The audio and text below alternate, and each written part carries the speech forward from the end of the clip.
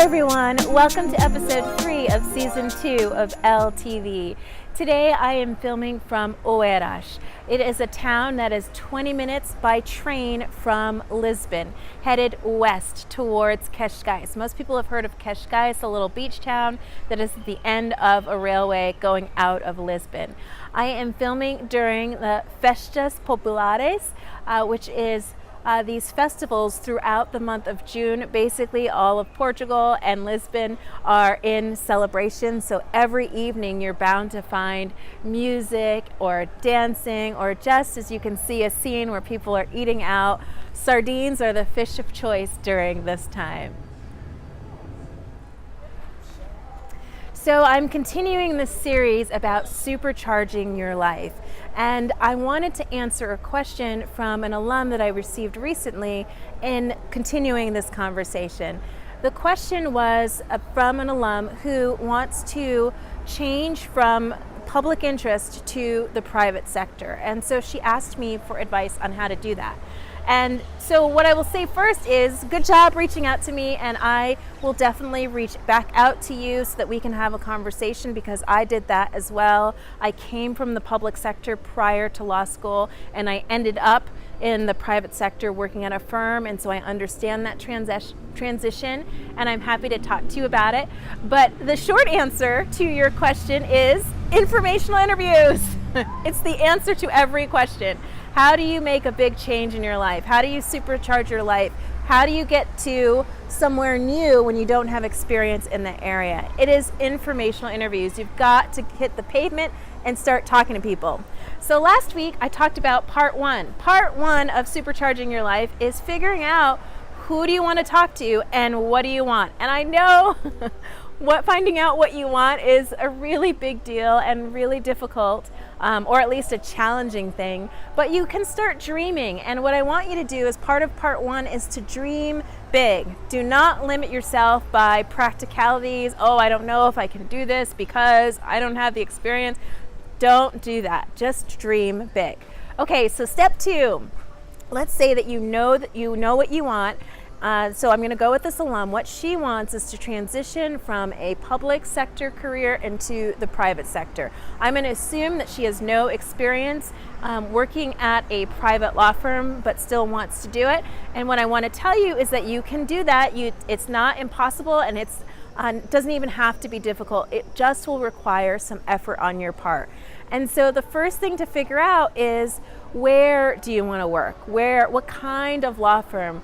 Are there people out there in the world that you admire who are doing the work that you want to do? You want to identify those people, and you want to figure out, how do I get to be these people? And you want to think also, as part of your email, what's the story that you want to tell? You have to come up with a story, and by story I don't mean a lie. So step 2 is coming up with what I like to call a vision of who you are, and maybe who you want to be, who you want to be, because you have to develop a story in order to convince someone that you may be worth talking to, that you might be worth taking a chance on. If you don't have prior experience in the public sector and you want to move to the private sector, you have to be able to sell that. Why do you want to make this change now? What is compelling about your story? And what I'm here to tell you is that many people think, well, I don't have one. I just want to make more money. I just need a job.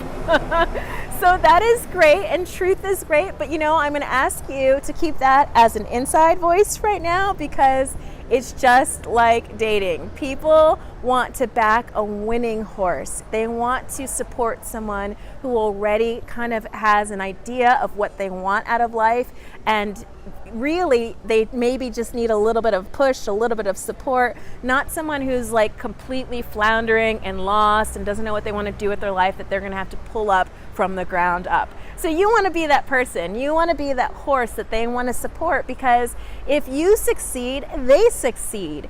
And so that's something to think about as well, is come up with the story of who you are and what you want to do in terms of the next steps in your life. So let's just say, as an example, you have worked for several years as I'm going to pick a pick a career as a public defender. And after several years, you're burned out and you want to do something new. Now you want to go practice corporate law at a firm in San Francisco. So how do you make that switch, especially if you spent all of your time in law school working as a public defender? Now I'm talking to this alum, but this could also apply to someone who spent their entire career doing one thing, and then you find yourself at a point where you want to do something new. You want to move to a new country, you want to move to Portugal maybe, it's really nice here, or you just want to move into a new area. Is life over because you spent 20 years working in a particular sector? Is life over because you took 15 years out of the workforce in order to raise a child? The answer is no, it is not over. Okay, so you're ready to develop your vision for who you are and who you want to be.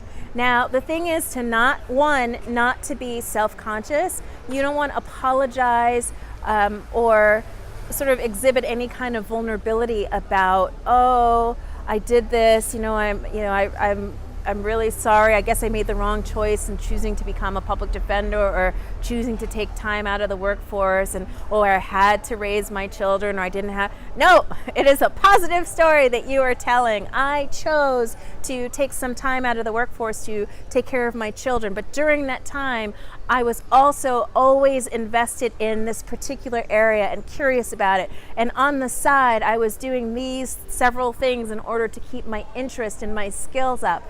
For you who are in the public sector, you can say, I had an interest in private sector work in law school, but for one reason or another, I had a great internship with a judge, and I decided to pursue a path in litigation at first, and now I want to become a tax attorney, and I am taking steps to become a tax attorney. I'm going to be pursuing an LLM degree in tax. I'm doing all of these things working towards a new degree. So in that way, you can tell a story that is exciting, a story that people can believe, a story that hopefully you believe, and that a story that people can get behind. So I just want you to think, you don't have to come up with it all at once, but start thinking about what's my story, what's compelling about who I am, about what I want to do in the world, and why will this story resonate with the person who's sitting in front of me? Because again, you're going to be spending a lot of time initially in your head,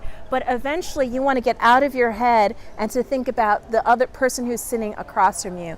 How are they going to be able to help you? And essentially you're thinking, help me help you. So once you've got your story down and you've figured out, okay, you've identified, for example, a particular law firm that you want to work in, you go to the website, you look at their different practice areas. Which practice areas interest you? Which people interest you? And so even if you don't know anything about tax, you can find a person whose background you admire or whose background mirrors your own, and you can say to that person, I really admire what you've done in your life, and it seems that you have a really fascinating career. I'm interested in tax because X, Y, and Z, and I would love for you to tell me about your path and about how you got to where you are, because I really believe that I could learn from you. So you're not lying, you're not making up a story, but you see, it's not just about you. You're helping the person help you. Okay, so to conclude, step 2, your homework for this week is to begin to craft a compelling narrative about who you are and who you want to be. And then you are also going to be doing some preliminary research on the person or persons or companies that you think that you want to work for, okay? This is all a precursor to step 3. Step 3, we're not even there yet, but we're going to get there next week, is the actual email. What does the email look like? And then what does the follow-up look like? So, one last footnote. I want to speak specifically to people who are not feeling entirely confident about their abilities to start over or start something new, or feeling tired and exhausted before they even begin. Regardless of whether or not your setback is a financial one or a personal one, let's say that you were in a relationship and it ended out of the blue and you feel like you've been knocked off your feet and you don't know where to begin. What I want to say is that this message is also for you. This message isn't for people who are already on the top of the mountaintop. This is for you to get to the mountaintop. And so I believe that if you stick with me and listen to these tools and these tips about how to make a change, a step-by-step change, it's all about incremental steps. So it doesn't have to be this really daunting, horrible experience where, oh, I just have to put all of this work into changing my life. It can be fun. It can be an enjoyable experience. And so I hope that you will, again, stay with me and stay the course. Please feel free to send any further questions my way. So thanks for staying with me. Until next week.